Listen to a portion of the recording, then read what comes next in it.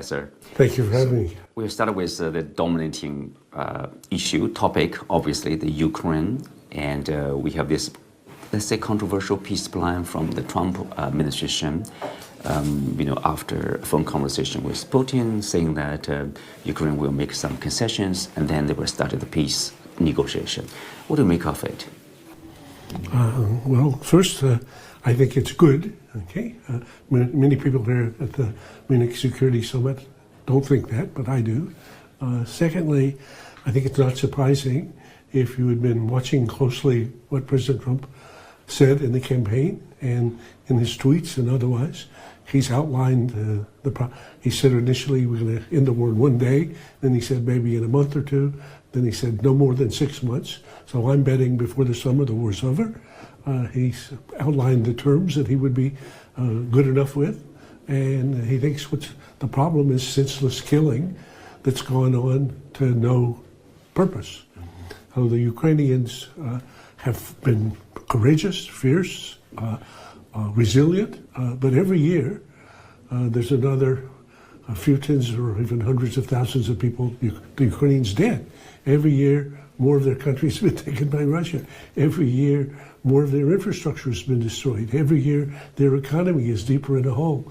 So his view, and it's also been my view now for the past 3 years, when you're in a hole over your head, stop digging. We should try to find a way to bring this to an end. And I think the interesting feature of this as I watch the signs and signals is I'm betting that President Xi will be part of this process. Yes, we will touch upon that in the relationship between China-U.S., of course, like a proposed summit. But before that, what's your observation? You are at the conference, you meet a lot of people. Observation of the European response, for example, at least we know that they have different thinking, but different from Washington, right? Well, I would say most of the European countries and most of the Munich Security Conference attendees support some notion that, as the Danish Prime Minister said today at the session, we should be in this to win, and until Ukraine wins, there'll be no war, and the win has got to be so decisive that Russia can never do this again. My observation about this is that these folks are delusional. They're talking fantasies. And I think that what Secretary of Defense Hexbeth tried to do at the defense meeting was, as he said, to kind of introduce a little reality to the situation. The reality in the battlefield is that every year the war goes on, Ukraine is worse off at the end of the year than it was before. You can just look at the facts. So in February 22, the invasion. By the fall of 22, Ukraine's advance was already stuck in a stalemate. That was the point, actually, at which Chairman of the JCS, Mark Milley, with whom I was working at the time, proposed that we should try to create a peace. There were conditions. Biden administration didn't make enough of initiative.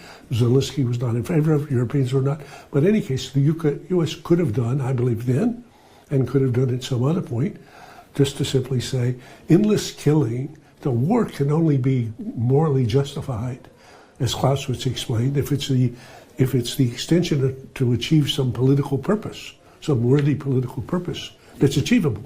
Yeah. But if at the end of every year you have more of your people killed and more of your country destroyed, there's something wrong with that picture. Mm-hmm. Well, beside the Ukraine, obviously they are not happy with concessions, loss of territory, no entry, probably no participating in NATO. Beyond that, the Europeans also, they have concerns with their long-term stability, security, let's say. Yeah. So do you think there will be a reconciliation, there will be a finally peace deal, after probably a ceasefire between the Europeans and Russia? Well, I think again, the details of it will be developed, and a lot will depend on how the dynamics work. But I think there'll be a ceasefire fairly quickly that Zelensky will complain about, but will have no option because Trump will say to him, you're not getting any more support if you don't agree to the terms of this. And I think there'll be a European at the table, but a European voice in shaping it, I think, is not likely to be significant because the Europeans don't have the power to be a player. The reason why I think Trump is likely to, and I believe he's been actually, talking to Xi or suggesting, if I just read between the lines, that China can play a role, is that China is a big power. China is a powerful country, and China has important relations with Russia, and China has important relations with Ukraine. And the Chinese position about peace in Ukraine has been on the table already for 3 years. So why shouldn't China be part of this? And I think because China then will be able, if it were part of it, of what ultimately became some kind of a peace agreement, something like what happened with the armistice, let's say in Korea, or something like what happened at the end of World War II with the division between North and South, East and West Germany. Ukraine will not be required to give up its claim to its full territorial integrity sometime. It just can't have it now because it can succeed on the battlefield in having it. And I think if China is part of the agreement, and if China is then playing an economic role in helping the reconstruction of Ukraine, which is going to be a big undertaking, and if China is a party to the agreement, Russia respects, and Putin respects China more than any other country in the world. So I can see how those pieces fit together. Now, there's a lot of work to be done in the diplomacy, but that's the outline that I see going forward. And I think the reason why it's especially important in relations between the U.S. and China is that if that were to be done in the next several months, and if there's a summit between then the two presidents, this can set the framework for a very different relationship between the U.S. and China, a much more constructive relationship between the U.S. and China.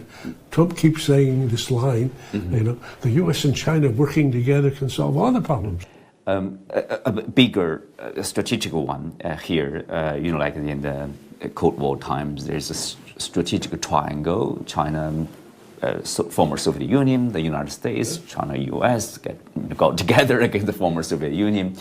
Are we seeing a reverse triangle? Is Trump administration trying to woo Moscow against China?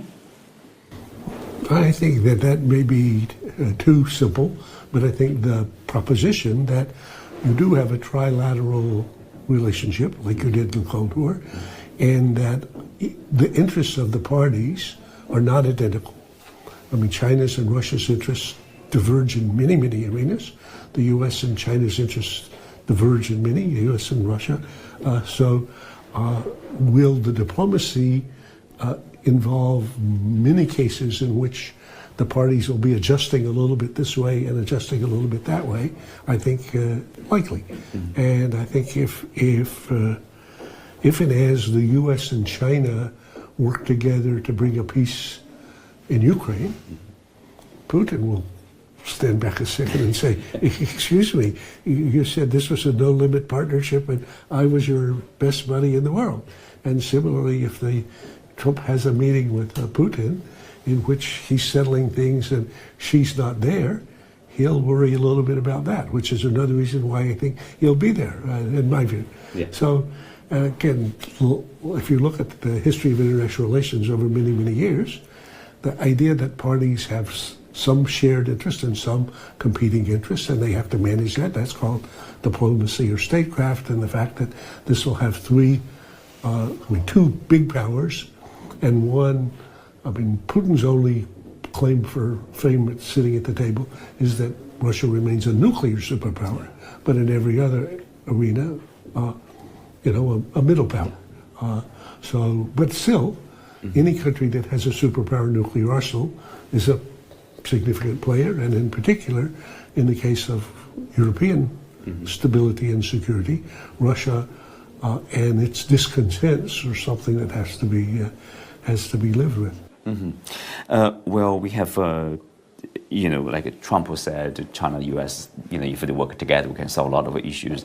Not long ago in Davos, you predicted, like a year later, China-U.S. relationship, you're optimistic, could be more stable, better than we probably expect. Better than expect. Do you still hold the view? I do. I think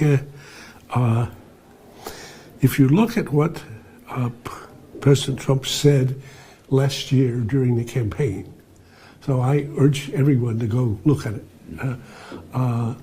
In the campaign, we just have an experiment, so we get to see what people think. Okay, and we had 1,000 candidates running for national office, for members of the House, for the Senate, for the president. So 1,000 people.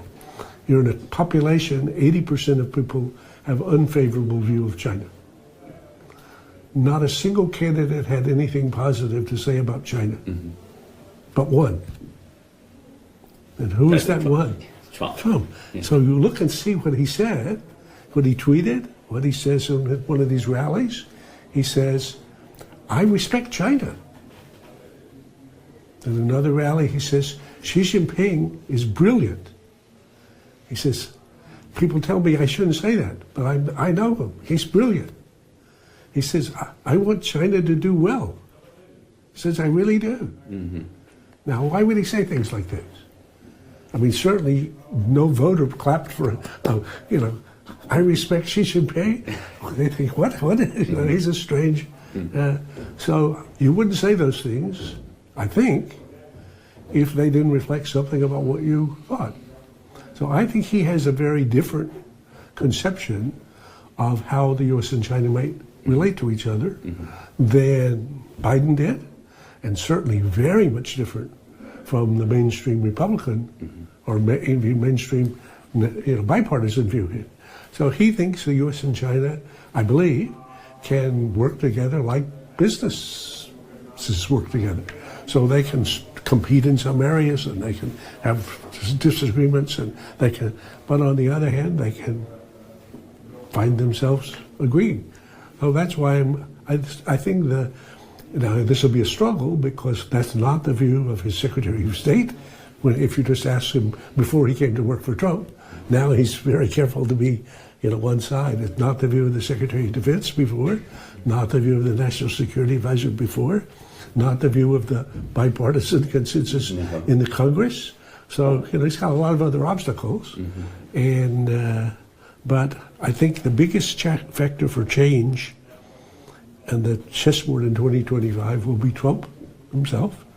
And I think for the places where he has settled views, where you have to watch between the lines and watch, the things that he says and read. But if you look between the views, I'm pretty sure he has a much more positive view about the possibilities for a constructive relationship, which the U.S. and China can be just like a business negotiating. And then there'll be tough negotiations, and he thinks he's the greatest negotiator in the world, so he'll get a little better deal, but it'll be good enough for both parties. So, peaceful coexistence. Well, I mean, President Xi said there's three things that he wanted from the U.S. He wanted mutual respect, peaceful coexistence, and win-win outcomes. I think Trump checks all three boxes. So thank you very much. Thank you, Professor. Good. Thank you for speaking to us.